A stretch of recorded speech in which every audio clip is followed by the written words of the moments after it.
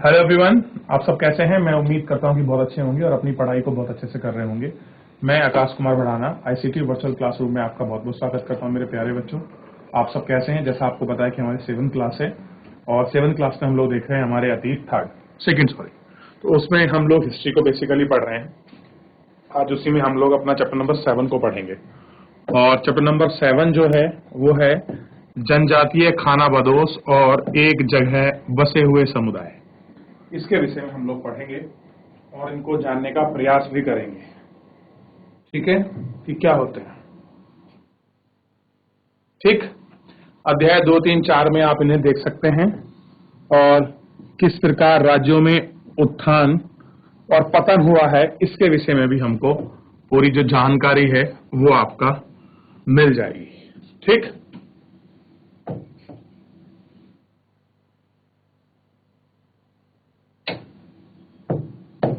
देखिए, इस उठापटक के बीच कला और दस्तकारी के उत्पादन की गतिविधियां नई किस्म के शहरों और गांव में फली फूल रही थी। क्या हो रहा था, ये सारी चीजें जो थी गांव में नई तरह से आपका फल फूल रही थी। ठीक, अंतराल में कोई महत्वपूर्ण राजनीतिक, सामाजिक और आर्थिक परिवर्तन नहीं हुए, लेकिन सामाजिक परिवर्तन हर जगह एक समान नहीं थे, क्योंकि अलग अलग किस्म के समाज में अलग अलग तरीकों से विकसित हुए। ऐसा कैसे और क्यों हुआ यह जानना महत्वपूर्ण नहीं था। ऐसा क्यों हुआ, कैसे हुआ, यह जानना कोई क्या नहीं था, आपका महत्वपूर्ण नहीं था। इस उपमहाद्वीप के बढ़ते हिस्से में समाज वर्ण नियमानुसार पहले ही विभाजित किया जा सकता है। ब्राह्मण द्वारा सुझाए गए नियम बड़े बड़े राज्यों और राजाओं के द्वारा स्वीकार किए गए थे, इसलिए ने ऊंच नीच और अमीर गरीब के बीच का फैसला बढ़ा दिया था। दिल्ली के सुल्तान और मुगलों की श्रेष्ठ समाज व्यवस्था जटिल थी। कह रहे जो आपके दिल्ली के मुगल थे, अगर आप उनकी व्यवस्था भी देखोगे तो वो व्यवस्था भी आपको पूरी जटिल रूप में आपको दिखाई देगी। क्लियर है।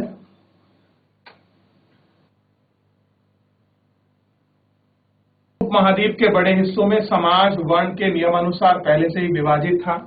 ब्राह्मणों द्वारा सुझाए गए नियम बड़े बड़े साम्राज्य द्वारा क्या थे, लागू थे और सारी चीजें आपस में बटी हुई थी। आप इसको देख चुके, जान चुके। अब देखिए, कह रहे हैं कि बड़े शहरों में फिर से जनजातीय समाज दूसरी तरह के समाज में उसे मौजूद थे। उपमहाद्वीप में कई समाज ब्राह्मणों में सुझाए गए सामाजिक नियमों कर्मकांडों को नहीं मानते थे और न ही वे कई असमान वर्गों में विभाजित थे। अक्सर ऐसे समाज को जनजातीय समाज कहा जाता था। क्या बोलते थे इनको, ये समाज कौन सा है, ये जनजातीय समाज है। प्रत्येक जनजाति के सदस्य नातेदार में बंधे जुड़े होते थे। कई जनजाति खेती में अपनी आजीविका उपजन करते थे, कोई दूसरी जनजाति शिकार संग्राहक पशुपालक। प्राय वे अपने निवास स्थान के प्राकृतिक संसाधनों को आपका पूरा इस्तेमाल करने के लिए इन गतिविधि का मिला जुला रूप अपनाते थे। क्या करते थे, इन गतिविधि का जो आपका मिला जुला जो पूरा रूप है वो आपका अपना लिया करते थे। कह रहे हैं कि कुछ जनजाति खाना बदोश थी, वे एक जगह से दूसरी जगह घूमते रहते थे। ठीक, जनजातीय समूह संयुक्त रूप से भूमि और चारागाह पर नियंत्रण रखते थे और खुद बनाए गए नियमों के आधार पर परिवार में इनका बंटवारा भी किया करते थे। क्या होता, जो इनका बंटवारा है वो भी करते थे। ठीक, तो ये सारी चीजें आपको पता होनी चाहिए।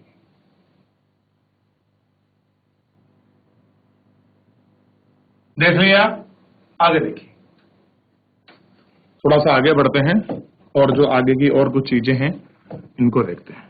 कह रहे हैं कि इस उपमहाद्वीप के विभिन्न हिस्सों में कई बड़ी जनजातियां फली फूली हैं, तो ये जंगलों, पहाड़ी, रेगिस्तान और दूसरी दुर्गम जगह पर निवास स्थान करती हैं। कभी कभी जाति विभाजन पर आधारित अधिक शक्तिशाली समाज के साथ उनका टकराव था। कई मायनों में इन जातियों ने अपनी आजादी को बरकरार रखा और अपनी अलग संस्कृति बचाई। कैसे करी, एक अपनी अलग संस्कृति को उन्होंने आपका जन्म दिया है। ठीक, किन लोगों ने, इन्होंने। ये कौन है, ये जनजातीय लोगों की बात हम लोग कर रहे हैं। ठीक, लेकिन जाति आधारित और जनजाति समाज दोनों विविधता किस्म की जरूरतों को एक दूसरे पर निर्भर रहते थे। टकराव और निर्भरता के इन संबंधों ने दोनों तरह के समाज को धीरे धीरे बदलने का काम किया है। और क्या हुआ है कि दोनों तरह का जो समाज है उस समाज को आपका बदलने का काम किया है। देख लिया। अब देखिए जनजातीय लोग कौन थे। अब क्वेश्चन पूछा रहा है कि जनजातीय लोग कौन थे, आप किनको जनजातीय मान रहे थे। तो समकालीन इतिहास और मुसाफिरों ने जनजाति के बारे में बहुत कम जानकारी दी है। कह रहे जो मुसाफिर जो घूमने आए भारत में, ये जो भी कला साहित्य बनी, उन्होंने क्या करा है, इन मुसाफिर के बारे में बहुत कम जो जानकारियां हैं वो हमको दी है। यानी कोई ज्यादा जानकारी हमको इस विषय में प्राप्त आपका नहीं है। ठीक, कुछ अपवादों को छोड़ दें तो जनजातीय लोग भी लिखित दस्तावेज नहीं रखते थे, लेकिन समृद्धि रीति रिवाज वाचक मौखिक परंपराओं के व्यक्त संरक्षण थे। यानी कि उनमें कुछ ऐसे रीति रिवाज कस्टम थे, ठीक, कुछ मौख्यवाच की परंपरा थी। ये परंपरा नई पीढ़ियों की थी और नई विरासत में थी। और आज के इतिहासकार जनजाति को लिखने के लिए जो है वाच्य कथा को परंपरा है उसका ही इस्तेमाल करते हैं कि जिस रूप में थी, जिस तरह से थी, उसी का वो सहारा लेते हैं।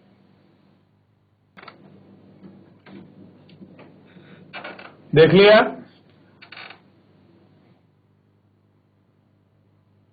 अब कह रहे हैं कि जनजाति लोग भारत के लगभग हर क्षेत्र में पाए जाते थे। किसी भी जनजाति का इलाका प्रभाव समय साथ साथ बदलता रहता था। कुछ शक्तिशाली जनजातियों का बड़े इलाके पर नियंत्रण था। पंजाब के खोखर जनजाति 13वीं-14वीं शताब्दी तक बहुत प्रभावशाली थे, जो बाद में गोखत लोगों में ज्यादा महत्वपूर्ण हो गए। इनके बाद मुखिया कमाल खान गाकर के को बादशाह अकबर ने मनसबदार बना दिया। मुल्तान और सिंधों में मुगलों के अधीन कर दिया। जब वे पहले लंगान और अर्धुंग लोगों के प्रभाव में अत्यधिक क्षेत्र पर था। उत्तर पश्चिम में एक और विशाल शक्तिशाली जनजाति थी, इसको कहते थे बलूच। ये लोग अलग अलग मुखियों में छोटे छोटे कबीलों कुटुंबों में आपके कुलों के अधीन थे। और पश्चिमी हिमालय में गड्डियों की जनजाति रहती थी। उपमहाद्वीप में सुदूर उत्तर भारत के भाग पर नाग, अहोम और कई दूसरी जनजातियां थीं। अब देखिए हम और बहुत सारी जनजातियों के विषय में पढ़ेंगे जो झारखंड, मध्य प्रदेश, छोटा-नागपुर का पठार, उड़ीसा, इन सारे क्षेत्र में पाई जाएगी। तो ये देखिए, ये कुछ जनजातियां हैं जो आपको देखने के लिए मिलेंगी। आप इनको देख सकते हैं, आप इनको नोट भी कर सकते हैं। देख लिया। भील जनजाति को देखिए, कोली देखिए, गौंड देखिए, चेर देखिए, मुंडा देखिए, खासी देखिए, अहोम देखिए, नागा देखिए, खोंड देखिए,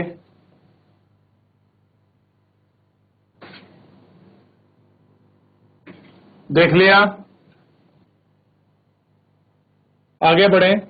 मौजूदा बिहार और झारखंड में कई इलाकों में 12वीं शताब्दी तक चेर, सदियार, दारा शहीदों का उदय हो चुका था।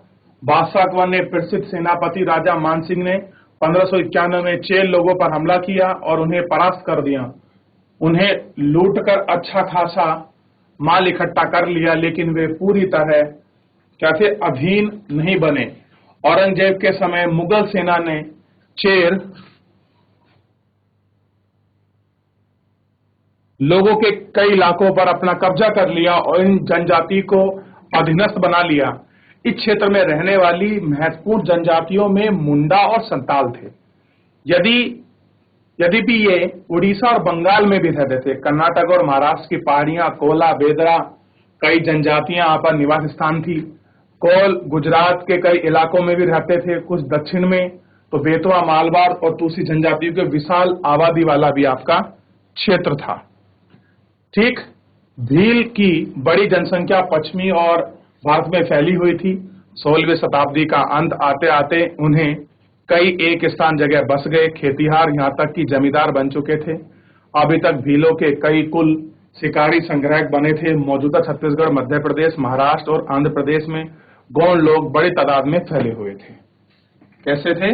गौंड लोग बड़ी तादाद में आपका फैल चुके थे। ठीक।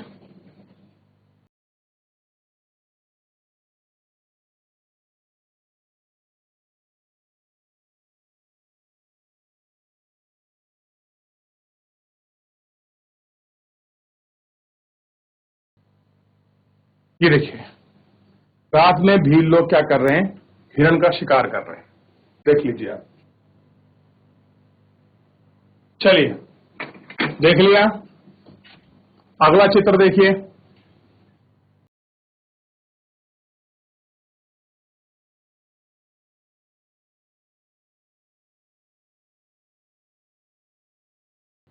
खाना बदोश और घुमंतु वाला। आगे बढ़ते हैं। खाना बदोशों और घुमंतु लोग कैसे रहते थे। खाना बदोश चारवाह अपने जानवरों को एक जानवरों के साथ दूर दूर घूमते थे।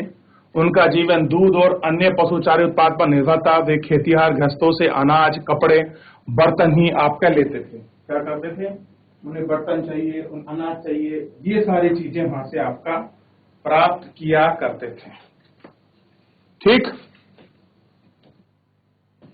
चीजों के लिए ऊन, घी इत्यादि का विनिर्माण भी करते थे।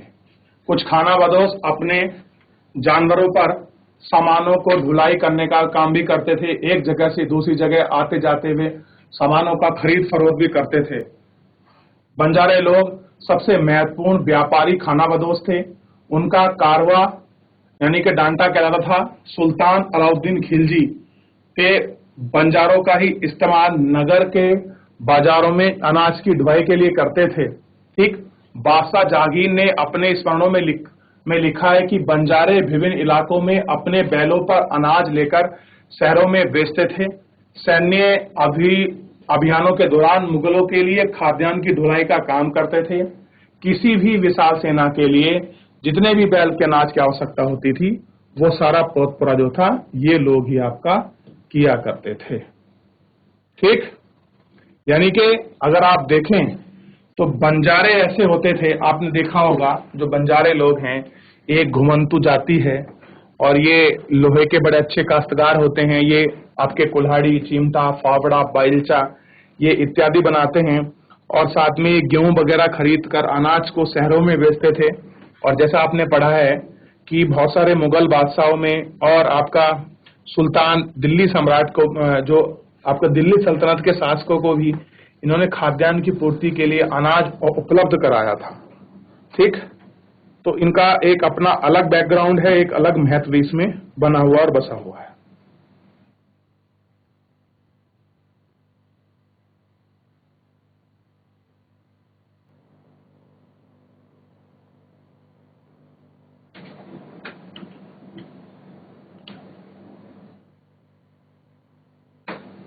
देख लिया, आगे बढ़े। कह रहे कई पशुचारी जनजातियां मवेशी, घोड़े, जानवरों को पालने पोसने और छप्पन लोगों को हाथ बेचने का काम भी करती थी। यानी कि ये मवेशियों को पालते थे और जो सक्षम लोग थे उनको बेच भी दिया करते थे। छोटे मोटे फेरी वालों से विभिन्न जातियों में एक गांव से दूसरे गांव भ्रमण करती थी। लोग रस्सी, सरकुंडे की चीजें, फूसी की चटाई और मोटे मोटे बोरे जैसे माल नहीं बनाते थे। कभी कभी भिक्षु लोग भी घुमंतु सौदागरों का काम करते थे। नर्तकों, गायकों और अन्य तमाम सवेनों को भी जाती थी जो नगरों और गांवों की कमाई के लिए अपनी कला का प्रदर्शन करते थे। क्या करते थे कि जो उन्हें जानते हैं उसका प्रदर्शन करते थे। कह रहे कांस्य मगरमच्छों, कुटीकोड़ जनजाति उड़ीसा, ये कांस्य का मगरमच्छ बनाया हुआ है, देखिए, और आप इसको देख सकते हैं। ये जो आपके सामने मगरमच्छ है, ये किसका बना है, कांसे का बना हुआ मगरमच्छ है आपके समक्ष। ठीक,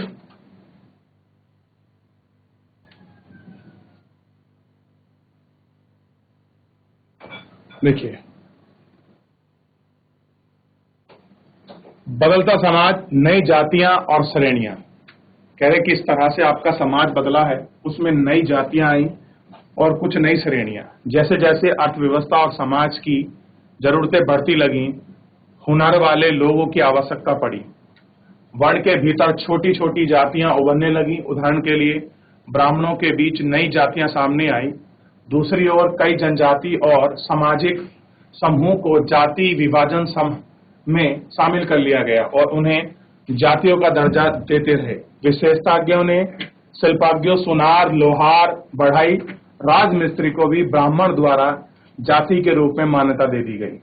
वर्ण की वजह जाति समाज के संगठन का आधार बनी, और कह रहे हैं कि जो वर्ण की वजह क्या बन गई, जाति संगठन का आधार बन गई। यानी वर्ण न होकर जाति पर ये चीजें ज्यादा फोकस कर ली गई। ठीक,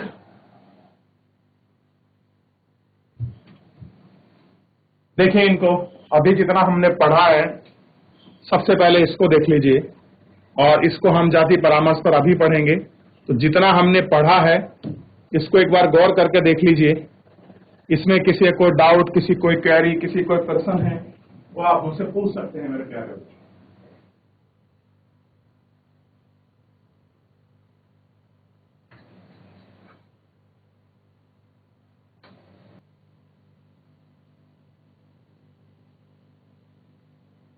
देख लिया आपने? चलिए पूछिए, कुछ क्वेश्चन है इसमें, कोई क्वेरी है, कोई डाउट है अभी जितना पढ़ा है? देख लीजिए, आप इसको पूछ लीजिए।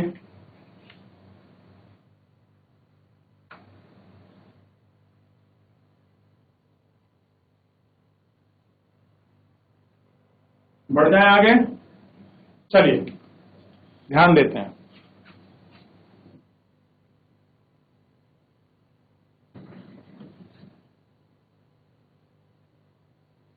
थोड़ा पढ़ते हैं।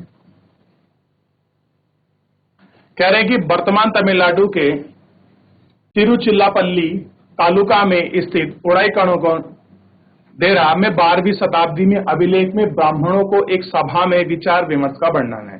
कह रहे आपका तिरुचिरापल्ली एक तालुका है, तालुका मतलब तहसील को, गांव के समूह को बोलते हैं। वहां पे एक ब्राह्मणों का अभिलेख है और उस सभा में वो कुछ अपनी चर्चा कर रहे हैं, उसके विषय में थोड़ा सा हम लोग आपको पढ़ रहे हैं। ठीक, वे रथकारों यानी कि शाब्दिक अर्थ है रथ बनाने वाले लोगों को सामाजिक स्थिति पर विचार विमर्श कर रहे हैं। रथकारों की बात हो रही है, जो लोग आपका रथ बनाते हैं उनके सामाजिक चीजों पर बात कर रहे हैं। इस तरह की जाति के कामकाज तय किए हैं कि जिसमें वस्तुकला, रथों, गाड़ियों का निर्माण, मंदिरों द्वारा बनाई गई मूर्तियां, स्थापत्य कला, बलि के लिए लकड़ी के बन जा रहे साज सामान तैयार करना, मंडप बनाना और राजा के लिए जेवर बनाना भी शामिल था। यानी कि ये लोग इस तरह का काम आपका किया करते थे। कह रहे 11वीं और 12वीं शताब्दी के तक आते आते क्षत्रियों के बीच नए राजपूत गोत्रों की ताकत काफी इजाफा हुआ। वे चाहनो, होड़, चंदेलो, चालुक्य और कुछ दूसरी वंश परंपराओं से आते थे। इसमें से कुछ पहले जनजाति के आते थे और बाद में कई कुल राजपूत माने गए। धीरे धीरे उन्हें पुराने शासकों की जगह ले ली। विशेषता कृषि वाले क्षेत्रों में यहाँ तक कि कई तरह के परिवर्तन हो रहे थे। यह शासकों ने शक्तिशाली राज्यों के निर्माण की अपनी संपदा का इस्तेमाल किया। शासकों के रूप में राजपूत गोत्रों का उदय के उदाहरण के लिए जनजाति लोगों का अनुसरण किया गया। धीरे धीरे ब्राह्मणों के समर्थन में कई जनजातियां व्यवस्था में हिस्सा लिया, जिनके लिए प्रमुख जनजाति परिवार ही शासक वर्ग में शामिल थी। उनकी बहुसंख्यक आबादी समाज की छोटी छोटी जातियों में जगह बनाई। दूसरी जगह पंजाब, सिंध और उत्तर पश्चिमी सरहद की प्रभावशाली जनजातियां में काफी को इस्लाम अपना लिया। वे जातियां व्यवस्था को नकारते रहे। सनातनी हिंदू धर्म के अनुसार प्रभावित गैर बराबरी वाले सामाजिक व्यवस्था को इन इलाकों में बड़े पैमाने पर स्वीकार नहीं किया गया। ठीक, राज्य में उत्पादित जनजाति लोगों के बीच हुए सामाजिक बदलावों से गहरी संबंध आई। गहरे इतिहास के इस महत्वपूर्ण हिस्सों में दो तरह की उल्लेखनीय व्यवस्था है। कैसा है? दो तरह की उल्लेखनीय व्यवस्था। एक गौण महिला आपके सामने है, आप इसको देख सकते हैं।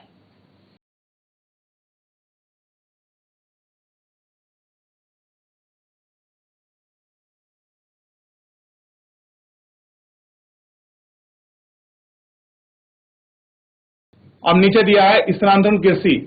किसी वनप्रस्थ के पेड़ों और झाड़ियों को पहले काटा और जलाया जाता था, फिर उसकी राख को फसल बो दी जाती थी। यह जमीन अपनी उर्वरकता खो देती थी तो जमीन का दूसरा टुकड़ा साफ कर लिया जाता था और इस तरह फसल उगाई जाती थी। यानी कि ये कह रहे हैं झूम कृषि, शिफ्टिंग एग्रीकल्चर, यानी कि स्थानांतरण जो आपकी कृषि है उसके विषय में बात कर रहे हैं कि ये क्या होती है।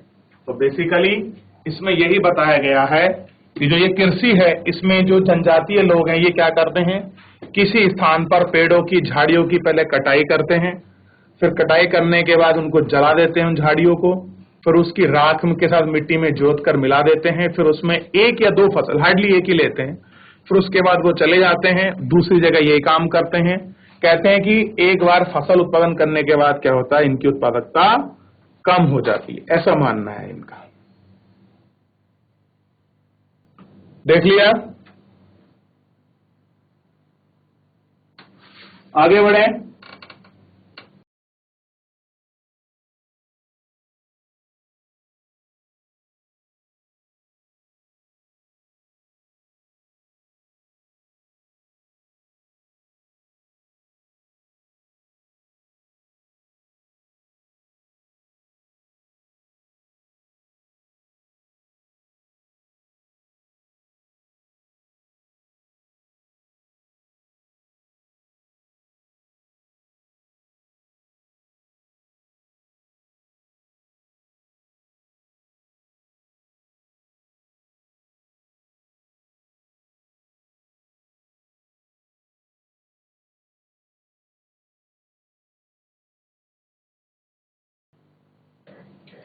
चलिए, कुछ पूछ रहे हैं, पूछिए इस वाले टॉपिक में, फिर आगे बढ़ रहे हैं। देख लिया, चलिए अब कह रहे हैं कि नजदीक से एक नजर। गोंड लोग गोंडवाला नामक विशाल वन प्रस्थ में रहते थे। देखिए, गोंड जो लोग है, गोंडवाला एक क्षेत्र पड़ता है, उसमें आपके वन प्रदेश में रहते थे, स्थानांतरित कृषि करते थे, शिफ्टिंग एग्रीकल्चर करते थे, जहां बदल बदल कर खेती करते थे। विशाल गोंड जनजाति कई छोटे छोटे अपकुलों में बटी हुई, यानी कि जनजाति के अंदर भी कई कुल हैं, उनमें छोटे छोटे रूप में आपका सेपरेट रूप में बटी हुई है।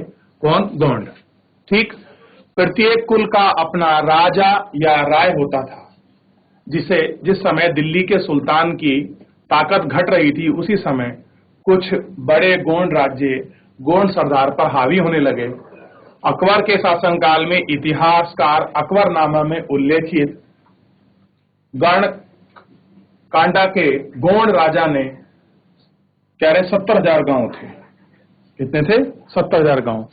इन राज्यों की प्रशासनिक व्यवस्था केंद्रीकृत हो गई, राज्य गणों को विभाजित कर रहे थे, हर गण में किसी गोंड कुल को नियंत्रण में था।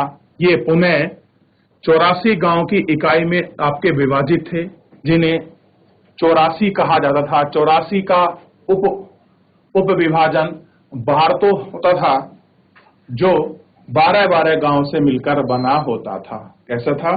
12-12 गांव थे, जिन्हें 12-12 गांव के रूप में आपका विभाजित कर रखा था और डिवाइड कर रखा था। तो यानी कि इस प्रकार से जो गोंड लोग थे, उन गोंड लोगों की जो संरचना थी, जो उनका पारिवारिक सिस्टम था, जो उनका कुल सिस्टम था, कुछ इस प्रकार से जो था आपका बटा हुआ था और बना हुआ था।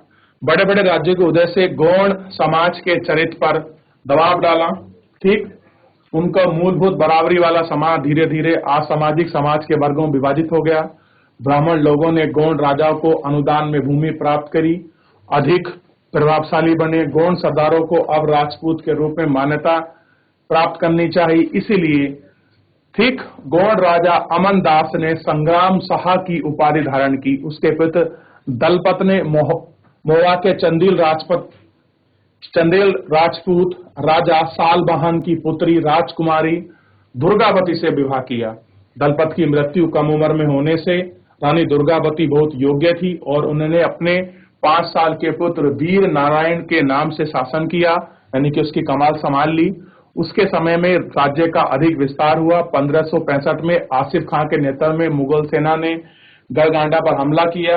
रानी दुर्गावती ने इसका जमकर सामना किया। उसकी हार हो गई और उसने समर्पण करने की बजाय मर जाना बेहतर समझा और उसका पुत्र भी तुरंत ही बाद में लड़ता हुआ मारा गया। तो ये कुछ वीर ऐतिहासिक गाथा है आपके गोंड की। जो गोंड जनजाति है, उनकी क्या है? वीर ऐतिहासिक गाथा को हमने देखा। तो फिलहाल आज के लिए इतना ही। मिलते हैं नेक्स्ट लेक्चर में। तब तक अपना ध्यान रखिए, स्वस्थ रहिए, अपनी पढ़ाई को बहुत अच्छे से करते रहिए और मुझसे जुड़ने के लिए आपका बहुत बहुत धन्यवाद।